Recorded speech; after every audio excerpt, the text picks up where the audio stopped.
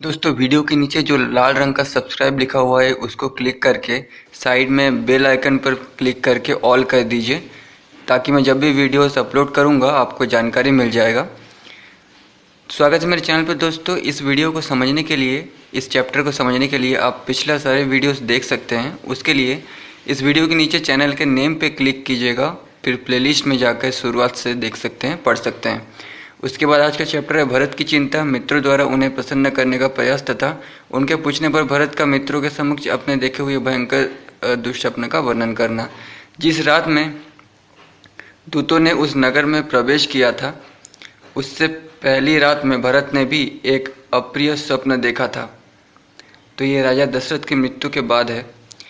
रात बीतकर प्राय सवेरा हो चला था, तभी उस अप्रिय स्वप्न को देखकर राजाधिराज दशरथ के पुत्र भरत मानी मन बहुत संतप्त हुए। उन्हें चिंतित जान उनके अनेक प्रियवादी मित्रों ने उनका मानसिक क्लेश दूर करने की इच्छा से एक गोष्ठी की और उसमें अनेक प्रकार की बातें करने लगे। कुछ लोग बिना आदि बजाने लगे, दूसरे लोग उनके खेत की शांति के लिए नृत्य कराने लगे। दूसरे मित्रों ने नाना प्रकार के नाटकों का आयोजन किया जिनमें हास्य रस की प्रधानता थी। हास्य रस का मतलब होता है एंटरटेनमेंट या कॉमेडी।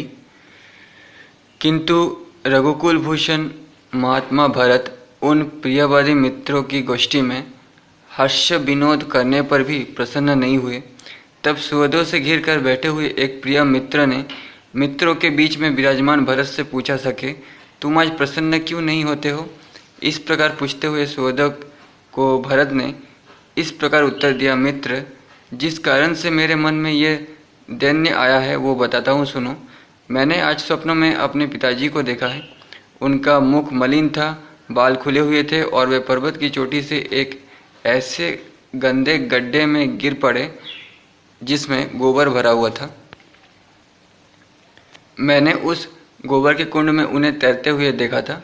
वे अंजलि में तेल लेकर पी रहे थे और बारंबार हंसते हुए ऐसे प्रतीत होते थे। फिर उन्होंने तिल और भात खाया। इसके बाद उनके सारे शरीर में तेल लगाया गया और फिर वे सिर नीचे किए तेल में ही गोता लगाने लगे। स्वप्न में ही मैंने ये भी देखा कि समुद्र सूख गया, चंद्रमा पृथ्वी पर गिर पड़े हैं, सारी पृथ्वी उपद्रव से ग्रस्त और अंधकार से आच्छादित सी हो गई है। महाराज की सवारी के काम में आने वाले हाथी का दांत टूक टूक हो गया है और पहले से प्रज्वलित होती हुई आग सहसा बुझ गई है। मैंने ये भी देखा कि पृथ्वी फट गई है, नाना प्रकार के वृक्ष सूख गए हैं तथा पर्वत ढह गए हैं और उनसे धुआं निकल रहा है। काले लोहे की चौकी पर महाराज दशरथ बैठे हैं। उन्होंने काला ही वस्त्र पहन रखा है और काले एवं पिंगल वर्ण की स्त्रियां उनके ऊपर प्रहार करती है। धर्मात्मा राजा दशरथ लाल रंग के फूलों की माला पहने और लाल चंदन लगाए गधे जूते हुए रथ पर बैठकर बड़ी तेजी के साथ दक्षिण दिशा की ओर गए हैं। लाल वस्त्र धारण करने वाली एक स्त्री जो विकराल मुख वाली राक्षसी प्रतीत होती थी, महाराज को हंसती हुई से खींचकर लिए जा रही थी। यह दृश्य भी मेरे देखने में आया। इस प्रकार इस भयंकर रात्रि के समय मैंने यह सपना देखा है। इसका फल क्या होगा कि मैं, श्री राम, राजा दशरथ अथवा लक्ष्मण, इनमें से किसी एक की अवश्य मृत्यु होगी। जो मनुष्य स्वप्नों में गधे जूते हुए रथ से यात्रा करता दिखाई देता है, उसकी चिता का धुआं शीघ्र ही देखने में आता है। यही कारण है कि मैं दुखी हो रहा हूँ और आप लोगों की बातों का आदर नहीं करता हूँ। मेरा गला सूखा जा रहा है और मन अस्वस्थ सा हो चला है। मैं भय का कोई कारण नहीं देखता तो भी भय को प्राप्त हो रहा हूँ। मेरा स्वर बदल गया है तथा मेरी कांति भी फीकी पड़ गई है। मैं अपने आप से घृणा सी करने लगा हूँ, परंतु इसका कारण क्या है ये मेरी समझ में नहीं आता। जिनके विषय में मैंने पहले कभी सोचा तक नहीं था, ऐसे अनेक प्रकार के दुष्स्वप्न को देखकर तथा महाराज का दर्शन इस रूप में क्यों हुआ जिसकी मेरे मन में कोई कल्पना नहीं थी, ये सोचकर मेरे हृदय से महान भय दूर नहीं हो रहा है। Next chapter. इस प्रकार भरत जब अपने मित्रों को स्वप्न का वृत्तांत बता रहे थे, उसी समय थके हुए वाहनों वाले वे दूत उस रमणीय राजगृह पर प्रविष्ट हुए जिसकी खाई को लांघने का कष्ट शत्रुओं के लिए असह्य था। नगर में आकर वे दूत कैकेयी देश के राजा और राजकुमार से मिले तथा उन दोनों ने भी उनका सत्कार किया। फिर वे भावी राजा भरत के चरणों का स्पर्श करके उनसे इस प्रकार बोले, कुमार, पुरोहित जी तथा समस्त मंत्रियों ने आपसे कुशल मंगल कहा है। अब आप यहाँ से शीघ्र चलिए, अयोध्या में आपसे अत्यंत आवश्यक कार्य है। विशाल नेत्र वाले राजकुमार, ये बहुमूल्य वस्त्र और आभूषण आप स्वयं भी ग्रहण कीजिए और अपने मामा को भी दीजिए। राजकुमार, यहाँ जो बहुमूल्य सामग्री लाई गई है, इसमें 20 करोड़ की लागत का सामान आपके नाना कैकेयी नरेश के लिए है और पूरे 10 करोड़ की लागत का सामान आपके मामा के लिए है। वे सारी वस्तुएं लेकर मामा आदि सौदों में अनुराग रखने वाले भरत ने उन्हें भेंट कर दी। तत्पश्चात इच्छानुसार वस्तुएं देकर दूतों का सत्कार करने के अनंतर उनसे इस प्रकार कहा, मेरे पिता महाराज दशरथ सकुशल तो है ना? महात्मा श्री राम और लक्ष्मण निरोग तो है ना? धर्म को जानने और धर्म की ही चर्चा करने वाले बुद्धिमान श्री राम की माता धर्मपरायणा आर्या कौशल्या का तो कोई रोग नहीं या कष्ट नहीं है? ये बताओ मुझे, क्या वीर लक्ष्मण और शत्रुघ्न की जननी मेरी मझली माता धर्माज्ञा सुमित्रा स्वस्थ और सुखी है, जो सदा अपना ही स्वार्थ सिद्ध करना चाहती और अपने को बड़ी बुद्धिमती समझती है? उस उग्र स्वभाव वाली कोपशीला मेरी माता कैकेयी को तो कोई कष्ट नहीं है। उसने क्या कहा है? महात्मा भरत के इस प्रकार पूछने पर उस समय दूतों ने विनयपूर्वक उनसे ये बात कही, पुरुष सिंह, आपको जिनका कुशल मंगल अभिप्रेत है वे सकुशल है। हाथ में कमल लिए रहने वाली शोभा आपका वर्ण कर रही है। अब यात्रा के लिए शीघ्र ही आपका रथ जूत कर तैयार हो जाना चाहिए। उन दूतों के ऐसा कहने पर भरत ने उनसे कहा, अच्छा, मैं महाराज से पूछता हूँ कि दूत मुझसे शीघ्र अयोध्या चलने के लिए कह रहे हैं, आपकी क्या आज्ञा है? दूतों से ऐसा कहकर राजकुमार भरत उनसे प्रेरित हो नाना के पास जाकर बोले, राजन, मैं दूतों के कहने से इस समय पिताजी के पास जा रहा हूँ। पुनः जब आप मुझे याद करेंगे यहाँ आ जाऊँगा। भरत के ऐसा कहने पर नाना कैकेयी नरेश ने उस समय उन रघुकुल भूषण भरत का मस्तक सूंघकर यह शुभ वचन कहा, तात, जाओ, मैं तुम्हें आज्ञा देता हूँ। तुम्हें पाकर कैकेयी उत्तम संतान वाली हो गई। शत्रु को संताप देने वाले वीर, तुम अपनी माता और पिता से यहाँ का कुशल समाचार कहना। तात, अपने पुरोहित जी से तथा अन्य जो श्रेष्ठ ब्राह्मण हो उनसे भी मेरा कुशल मंगल कहना। उन महाधनुर्धर दोनों भाई श्री राम और लक्ष्मण से भी यहाँ का कुशल समाचार सुना देना। ऐसा कहकर नरेश ने भरत का सत्कार करके उन्हें बहुत से उत्तम हाथी, विचित्र कालीन मृग चर्म और बहुत सा धन दिया। जो अंतपुर में पाल पोस कर बड़े किए गए थे, बल और पराक्रम में बाघों के समान थे, जिनकी दाढ़ी बड़ी बड़ी और काया विशाल थी। ऐसे बहुत से कुत्ते भी कहकर नरेश ने भरत को भेंट में दिए। तो मतलब उस समय भी कुत्ते पाले जाते थे। अच्छा, 2000 सोने की मोहरें और 1600 घोड़े भी दिए। इस प्रकार कहकर नरेश ने कैकेयी कुमार भरत को सत्कार पूर्वक बहुत सा धन दिया। उस समय कैकेयी नरेश अश्वपति ने अपने अविष्ट विश्वास पात्र और गुणवान मंत्रियों को भरत के साथ जाने के लिए शीघ्र आज्ञा दी। भरत के मामा ने उन्हें उपहार में दिए जाने वाले फल के रूप में इरावण पर्वत और इंद्रशी नामक स्थान के आसपास उत्पन्न होने वाले बहुत से सुंदर सुंदर हाथी और तेज चलने वाले सुशिक्षित खच्चर दिए। उस समय जाने की जल्दी होने के कारण कैकेयी पुत्र भरत ने कैकेयी राज के दिए हुए उन धन का अभिनंदन नहीं किया। उस अवसर पर उनके हृदय में बड़ी भारी चिंता रही थी। इसके दो कारण थे, एक तो दूत वहां से चलने की जल्दी मचा रहे थे, दूसरे उन्हें दुष्स्वप्न का दर्शन भी हुआ था।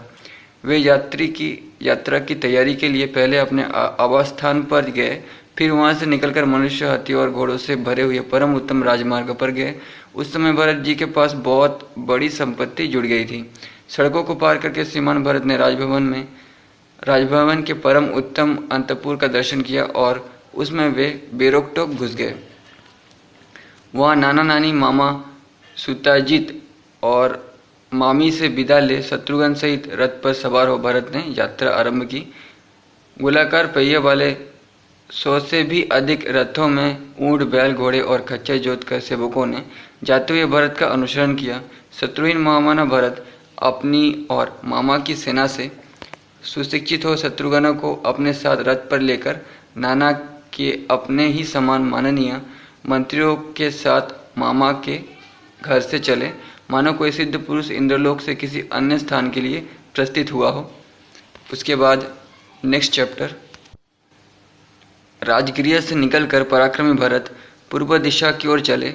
उन तेजस्वी राजकुमार ने मार्ग में सुदामा नदी का दर्शन करके उसे पार किया। तत्पश्चात इक्ष्वाकुकुल नंदन श्रीमान भरत ने, जिसका पाट दूर तक फैला हुआ था, उस हादिनी नदी को कांप कर पश्चिमाभिमुख रहने वाली शत्रुदु नदी को पार किया। वहां से एल्धान नामक गांव में जाकर वहां रहने वाली नदी को पार किया। तत्पश्चात वे अपर पर्वत नामक जनपद में गए।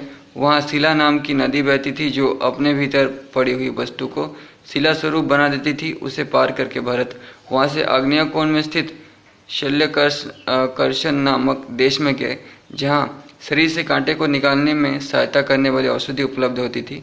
तदनंतर सत्यप्रतिज्ञ भरत ने पवित्र होकर शिलाभा नामक नदी का दर्शन किया, जो अपने प्रखर सालों से खंडों बड़े बड़े चट्टानों को भी बहा ले जाने का उक्त प्रसिद्ध था। उस नदी का दर्शन करके वे आगे बढ़ गए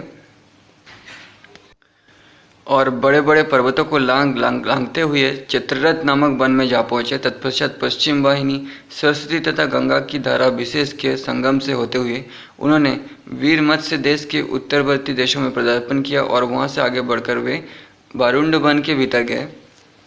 फिर अत्यंत वेग से बहने वाली तथा पर्वतों से घिरी होने के कारण अपने प्रखर प्रवाह के द्वारा कलकलनाद करने वाली कुलिंगा नदी को पार करके यमुना के तट पर पहुंचकर उन्होंने सेना को विश्राम कराया। थके हुए घोड़ों को नहलाकर उनके अंगों को शीतलता प्रदान करके उन्हें छाया में घास आदि देकर आराम करने का अवसर दे राजकुमार भरत स्वयं भी स्नान और जलपान करके रास्ते के लिए जल साथ ले आगे बढ़े। मंगलाचार से युक्त हो मांगलिक रथ के द्वारा उन्होंने, जिसमें मनुष्यों का वसुधा आना जाना या रहना नहीं होता था, उस विशाल वन को उसी प्रकार वेगपूर्वक पार किया जैसे वायु आकाश को लांघ जाती है। तत्पश्चात अंशुदान नामक ग्राम के पास महानदी भागीरथी गंगा को दुष्कर जानकर रघुनंदन भरत तुरंत ही प्रागवट नाम से विख्यात नगर में आ पहुंचे। प्राम्बट नगर में गंगा को पार करके वे कोटि कोष्ठी का नाम वाली नदी को तट पर आए और सेना सहित उसको भी पार करके धर्मबंधन नामक ग्राम में जा पहुंचे। वहां से तोरण ग्राम के दक्षिणार्ध भाग में होते हुए जाम्बूप्रस्थ में गए। तदनंतर दशरथ कुमार भरत एक रमणीय ग्राम में गए, जो वरुद के नाम से विख्यात था। वहाँ एक रमणीय वन में निवास करके वे प्रातःकाल पूर्व दिशा की ओर गए। जाते जाते उज्जैना नगरी के उद्यान में पहुंच गए, जहाँ कदम्ब नाम वाले वृक्ष की बहुतायत थी। उन कदम्बों के उद्यानों में पहुंचकर अपने रथ में शीघ्रगामी घोड़ों को जोतकर सेना को धीरे धीरे आने की आज्ञा दे। फिर आज्ञा दे भरत तीव्र गति से चल दिए। तत्पश्चात सर्वतीर्थ नामक ग्राम में एक रात रहकर उत्तानिका नदी तथा अन्य नदियों को भी नाना प्रकार के पर्वतीय घोड़ों द्वारा जुते हुए रथ से पार करके नरश्रेष्ठ भरत जी दृष्टिपृष्ठक नामक ग्राम में जा पहुँचे। वहाँ से आगे जाने पर उन्होंने कुटिका नदी पार की। फिर लोहित्य नामक ग्राम में पहुंचकर कपिवती नामक नदी को पार किया। फिर एक साल नगर के पास स्नानुमति और बिनद ग्राम के निकट गोमती नदी को पार करके वे तुरंत ही कलिंग नगर के पास साल वन में जा पहुँचे। वहाँ जाते जाते भरत के घोड़े थक गए। तब उन्हें विश्राम देकर वे रातों रात शीघ्र ही सालबन को लांघ गए और अरुणोदय काल में राजा मनु की बसाई हुई अयोध्यापुरी का उन्हें दर्शन किया। पुरुष सिंह भरत मार्ग में 7 रातें व्यतीत करके 8वें दिन अयोध्यापुरी का दर्शन कर सके थे। सामने अयोध्यापुरी को देखकर वे अपने सारथी से इस प्रकार बोले, सूत, पवित्र उद्यानों से सुशोभित यह यशस्विनी नगरी आज मुझे अधिक प्रसन्न नहीं दिखाई देती है। यह वही नगरी है जहाँ निरंतर यज्ञ याग करने वाले गुणवान और वेदों के पारंगत विद्वान ब्राह्मण निवास करते हैं, जहाँ बहुत से धनियों की भी बस्ती है तथा राजस्वियों में श्रेष्ठ महाराज दशरथ जिसका पालन करते हैं। वे अयोध्या इस समय दूर से सफ़ेद मिट्टी के धुओं की भांति दिख रही है। पहले अध्याय में चारों ओर नर नारियों का महान तुमुलनाद सुनाई पड़ता था, परंतु आज मैं उसे नहीं सुन रहा हूँ। सायंकाल के समय लोग उद्यानों में प्रवेश करके वहाँ क्रीड़ा करते और उस क्रीड़ा से निवृत्त होकर सब ओर से अपने घोड़ों की ओर दौड़ते थे। अतः उस समय उन उद्यानों की अपूर्व शोभा होती थी, परंतु आज ये मुझे कुछ और ही प्रकार के दिखाई देते हैं। वही उद्यान आज कामी जनों से परित्यक्त होकर रोते हुए से प्रतीत होते हैं। सारथी ये पूरी मुझे जंगल सी जान पड़ती है। अब यहाँ पहले की भांति घोड़ों, हाथियों और दूसरी दूसरी सवारियों से आते जाते हुए श्रेष्ठ मनुष्य नहीं दिखाई दे रहे हैं। जो उद्यान पहले मदमत्त एवं आनंदमग्न भ्रमरों, कोकिलों और नर नारियों से भरे प्रतीत होते थे तथा लोगों के प्रेम मिलन के लिए अत्यंत गुणकारी थे, उन्हीं को आज मैं सर्वथा आनंद शून्य देख रहा हूँ। वहाँ मार्ग पर वृक्षों के जो पत्ते गिर रहे हैं, उनके द्वारा मानो वे वृक्ष करुण क्रंदन कर रहे हैं। रागयुक्त मधुर कलरव करने वाले मतवाले मृगों और पक्षियों का तुमुल शब्द अभी तक सुनाई नहीं पड़ रहा। चंदन और अगरू की सुगंध से मिश्रित तथा धूप की मनोहर गंध से व्याप्त निर्मल मनोरम समीर आज पहले की भांति क्यों नहीं प्रवाहित हो रहा है।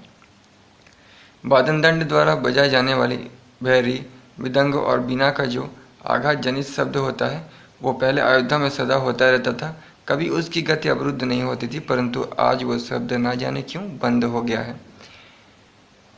मुझे अनेक प्रकार के अनिष्टकारी, क्रूर और अशुभ सूचक अपशगुन दिखाई दे रहे हैं, जिससे मेरा मन खिन्न हो रहा है। सारथी, इससे प्रतीत होता है कि इस समय मेरे बांधवों को कुशल मंगल सर्वथा दुर्लभ है, तभी तो मोह का कोई कारण ना होने पर भी मेरा हृदय बैठा जा रहा है।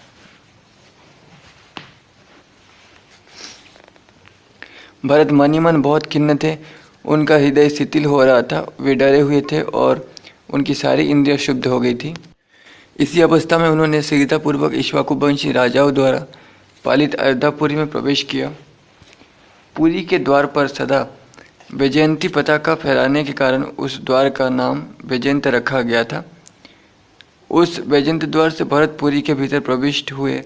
उस समय उनके रथ के घोड़े बहुत थके हुए थे। द्वारपालों ने उठकर कहा, महाराज की जय हो। फिर वे उनके साथ आगे बढ़े। भरत का हृदय एकाग्र नहीं था, वे घबराए हुए थे। अतः उन रघुकुल नंदन भरत ने साथ आए हुए द्वारपालों को सत्कार पूर्वक लौटा दिया और कैकेयराज अश्वपति के थके मारे सारथी से वहाँ इस प्रकार कहा, निष्पाप सूत, मैं बिना कारण ही इतनी उतावली के साथ क्यों बुलाया गया? इस बात का विचार करके मेरे हृदय में अशुभ की आशंका होती है। मेरा दीनता रहित स्वभाव भी अपनी स्थिति से भ्रष्ट सा हो रहा है। सारथी, अब से पहले मैंने राजाओं के विनाश के जैसे लक्षण सुन रखे हैं, उन सभी लक्षणों का आज मैं यहाँ देख रहा हूँ। मैं देखता हूँ गृहस्थ के घरों में झाड़ू नहीं लगी है, वे रूखे और श्रीहीन दिखाई देते हैं। इनकी किवाड़ें खुली हैं। इन घरों में बलि वैश्य देव कर्म नहीं हो रहे हैं। ये धूप की सुगंध से वंचित है। इनमें रहने वाले कुटुंबी जनों को भोजन नहीं प्राप्त हुआ है तथा ये सारे गृह प्रवाहीन उदास दिखाई देते हैं। जान पड़ता है इनमें लक्ष्मी का निवास नहीं है। पुण्य मंदिर या देव मंदिर फूलों से सजे हुए नहीं दिखाई देते। इनके आंगन झाड़े बुहारे नहीं गए हैं। ये मनुष्यों से सुने हो रहे हैं, अतएव इनकी पहले जैसी शोभा नहीं हो रही है। देव प्रतिमाओं की पूजा बंद हो गई है। यज्ञशालाओं में यज्ञ नहीं हो रहे हैं। फूलों और मालाओं के बाजारों में आज बिकने की कोई वस्तुएं नहीं शोभित हो रही है। मतलब घर में एक मूर्ति रखी जाती थी भगवान विष्णु की, उसी के बारे में बात कर रहे जो मैंने पहले पढ़ा था। यहाँ पहले के समान बनिए भी आज नहीं दिखाई देते हैं। चिंता से उनका हृदय उद्विग्न जान पड़ता है और अपना व्यापार नष्ट हो जाने के कारण वे संकुचित हो रहे हैं। देवालय तथा देव वृक्षों पर जिनका निवास है, वे पशु पक्षी दिन दिखाई दे रहे हैं। मैं देखता हूँ नगर के सभी स्त्री पुरुष का मुख मलिन है। उनकी आंखों में आंसू भरे हैं। वे सब के सब दिन चिंतित, दुर्बल और उत्कंठित हैं। साथी से ऐसा कहकर अयोध्या में होने वाले उन अनिष्ट सूचक चिन्हों को देखते हुए भरत मन ही मन दुखी हो राजमहल में गए। जो अयोध्यापुरी कभी देवराज इंद्र की नगरी के समान शोभा पाती थी, उसी के चौराहे, घर, सड़कें आज सुनी दिखाई देती थी तथा राज दरवाजों की किवाड़ें खुली धूसर हो रही थी। उसकी ऐसी दुर्दशा देख भरत पूर्णतः दुख में निमग्न हो गए। उस नगर में जो पहले कभी नहीं हुई थी, ऐसी अप्रिय बातों को देखकर महात्मा भरत ने अपना मस्तक नीचे को झुका दिया। उनका हर्ष छिन गया और उन्होंने दीन हृदय से पिता के भवन में प्रवेश किया। उसके बाद भरत ने सुना पिता का मृत्यु और श्री राम के वन में जाने की कथा। तदनंतर पिता के घर में पिता को ना देखकर भरत माता का दर्शन करने के लिए अपनी माता के महल में गए। अपने परदेश गए हुए पुत्र को घर आया देख उस समय कैकेयी हर्ष से भर उठी और अपने सुवर्णमय आसन को छोड़ उछलकर खड़ी हो गई। धर्मात्मा भरत ने अपने उस घर में प्रवेश करके देखा कि सारा घर श्रीहीन हो रहा है। फिर उन्होंने माता के शुभ चरणों का स्पर्श किया। अपने यशस्वी पुत्र भरत को छाती से लगाकर कैकेयी ने उनका मस्तक सूंघा और उन्हें गोद में बिठाकर पूछना आरंभ किया, बेटा, तुम्हें अपने नाना के घर से चले आज कितने रात्रि व्यतीत हो गई? तुम रथ के द्वारा बड़ी शीघ्रता के साथ आए हो। रास्ते में तुम्हें अधिक थकावट तो नहीं हुई? तुम्हारे नाना सकुशल तो है ना? तुम्हारे मामा युधाजित तो सकुशल से हैं? बेटा, जब तुम यहाँ से गए थे तब से लेकर अब तक मुझसे सुख से रहे हो ना? ये सारी बातें मुझे बताओ। क्या कि इस प्रकार प्रिय बानी में पूछने पर दशरथ नंदन कमल नयन भरत ने माता को ये सब बातें बताई। बेटा बोले, माँ, नाना के घर से चले मेरी यह 7वीं रात बीती है। मेरे नाना जी और मामा युधाजित भी कुशल से हैं।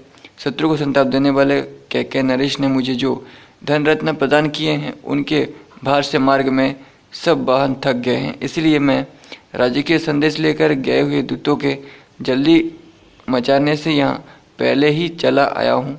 अच्छा माँ, अब मैं जो कुछ पूछ रहा हूँ उसे तुम बताओ। ये तुम्हारी सैया सुवर्णभूषित पलंग इस समय सुना है, इसका क्या कारण है? आज यहाँ महाराज उपस्थित क्यों नहीं है? ये महाराज के परिजन आज प्रसन्न क्यों नहीं जान पड़ते हैं?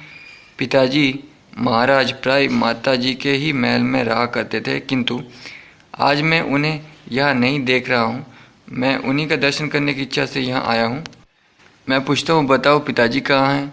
मैं उनके पैर पकड़ूंगा। अथवा बड़ी माता कौशल्या के घर में तो नहीं है? कैकेयी राज्य के लोभ से मोहित हो रही थी। वो राजा का वृत्तांत ना जानने वाले भरत से उस घोर अप्रिय समाचार को प्रिय सा समझती हुई इस प्रकार बताने लगी, बेटा, तुम्हारे पिता महाराज दशरथ बड़े महात्मा, तेजस्वी, यज्ञशील और सत्पुरुषों के आश्रयदाता थे। एक दिन समस्त प्राणियों की जो गति होती है, उसी गति को वे भी प्राप्त हुए हैं। भरत धार्मिक कुल में उत्पन्न हुए थे और उनका हृदय शुद्ध था। माता की बात सुनकर वे पितृशोक से अत्यंत पीड़ित हो सहसा पृथ्वी पर गिर पड़े और हाय, मैं मारा गया, इस प्रकार अत्यंत दीन और दुखमय वचन कहकर रोने लगे। पराक्रमी महाबाहु भरत अपनी भुजाओं को बारंबार पृथ्वी पर पटक कर गिरने और लौटने लगे।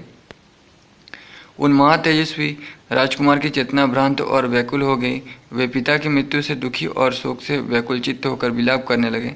हाय, मेरे पिताजी की जो ये अत्यंत सुंदर सैया पहले शरतकाल की रात में चंद्रमा से सुशोभित होने वाले निर्मल आकाश की भांति शोभा पाती थी, वही ये आज उन्हीं बुद्धिमान महाराज से रहित होकर चंद्रमा से हीन आकाश और सूखे हुए समुद्र के समान श्रीहीन प्रतीत होते हैं। विजयी वीरों में श्रेष्ठ भरत अपने सुंदर मुख वस्त्र से ढककर अपने कंठ स्वर से आंसू गिराकर मन ही मन अत्यंत पीड़ित हो पृथ्वी पर पड़कर विलाप करने लगे।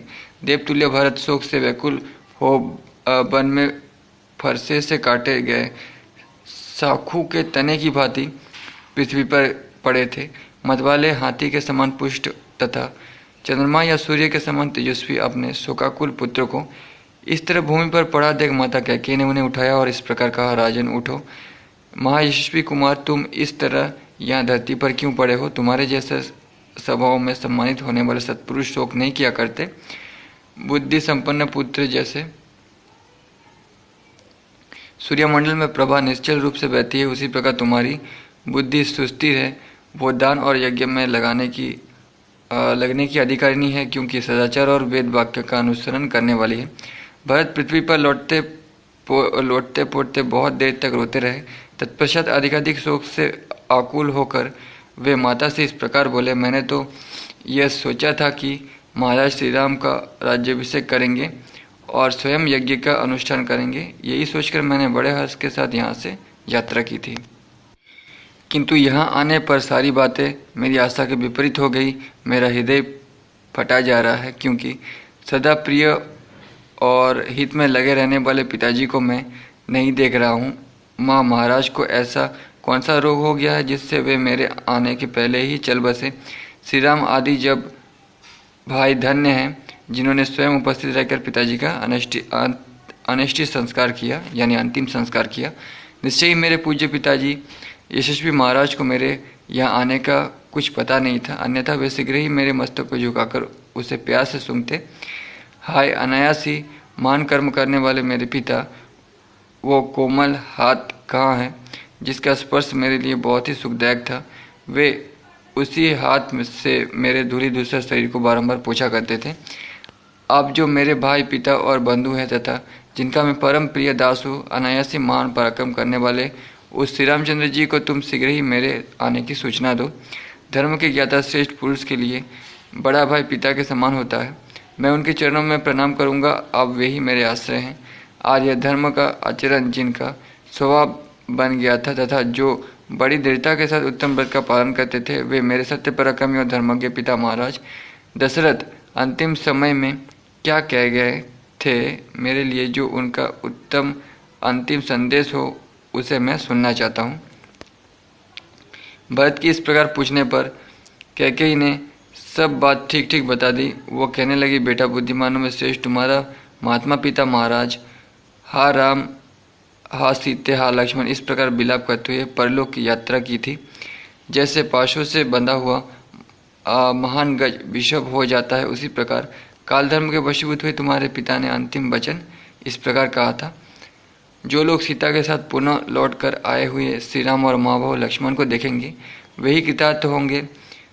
माता के द्वारा ये दूसरी अप्रिय बात कही जाने पर भरत और भी दुखी हो गए। उनके मुख पर विषाद छा गया और उन्होंने पुनः माता से पूछा, माता, कौशल्या का आनंद बढ़ाने वाले धर्मात्मा श्री रामचंद्र जी इस अवसर पर भाई लक्ष्मण और सीता के साथ कहाँ चले गए? इस प्रकार पूछने पर उनकी माता कैकेयी ने एक साथ ही प्रिय बुद्धि से वो अप्रिय संवाद यथोचित रीति से सुनाना आरंभ किया। बेटा, राजकुमार श्री राम बदकल वस्त्र धारण करके सीता के साथ दंडक वन में चले गए। लक्ष्मण ने भी उन्हीं का अनुसरण किया है। ये सुनकर भरत डर गए। उन्हें अपने भाई के चरित्र पर शंका हो आई। अपने वंश की महत्व धर्म परायणता का स्मरण करके वे कैकेयी से इस प्रकार पूछने लगे, माँ, श्री राम ने किसी कारणवश ब्राह्मण का धन तो नहीं हर लिया था? किसी निष्पाप धनी या दरिद्र की हत्या तो नहीं कर डाली थी? राजकुमार श्री राम का मन किसी पराय स्त्री की ओर तो नहीं चला गया? किस अपराध के कारण भैया श्री राम को दंडकारण्य में जाने के लिए निर्वासित कर दिया गया है? तब चपल स्वभाव वाली भरत की माता कैकेयी ने उस विवेक शून्य चंचल नारी स्वभाव के कारण ही अपनी करतूत को ठीक ठीक बताना आरंभ किया। महात्मा भरत के पूर्वोक्त रूप से पूछने पर व्यर्थ ही अपने को बड़ी विशुद्धि मानने वाली कैकेयी ने बड़े हर्ष से भरकर कहा, बेटा, श्री राम ने किसी कारणवश किंचित मात्र भी ब्राह्मणों के धन का अपहरण नहीं किया है। किसी निरपराध धनी या दरिद्र की हत्या भी उन्होंने नहीं की है। श्री राम कभी किसी पराई स्त्री पर दृष्टि नहीं डालते हैं। बेटा, उनके वन में जाने का कारण मैंने सुना था कि अयोध्या में श्री राम का राज्याभिषेक होने जा रहा है। तब मैंने तुम्हारे पिता से तुम्हारे लिए राज्य और श्री राम के लिए वनवास की प्रार्थना की। उन्होंने अपने सत्य प्रतिज्ञा स्वभाव के अनुसार मेरी मांग पूरी की। श्री राम, लक्ष्मण और सीता के साथ वन को भेज दिए गए। फिर अपने प्रिय पुत्र श्री राम को न देखकर वे महायशस्वी महाराज पुत्र शोक से पीड़ित हो परलोकवासी हो गए। धर्मज्ञ, अब तुम राज्य पद स्वीकार करो। तुम्हारे लिए ही मैंने इस प्रकार से ये सब कुछ किया है। बेटा, शोक को संताप ना करो, धैर्य का आश्रय लो। अब यह नगर और राज्य तुम्हारे ही अधीन है। अतः वत्स, अब विधि विधान के ज्ञाता वशिष्ठ आदि ब्राह्मणों के साथ उदार हृदय वाले महाराज का अंतिम संस्कार करके या अनिष्ट संस्कार करके इसी पृथ्वी के राज्य पर अपना अभिषेक कराओ। नेक्स्ट चैप्टर, भरत का कैकेयी को धिक्कारना और उसके प्रति महान रोष प्रकट करना।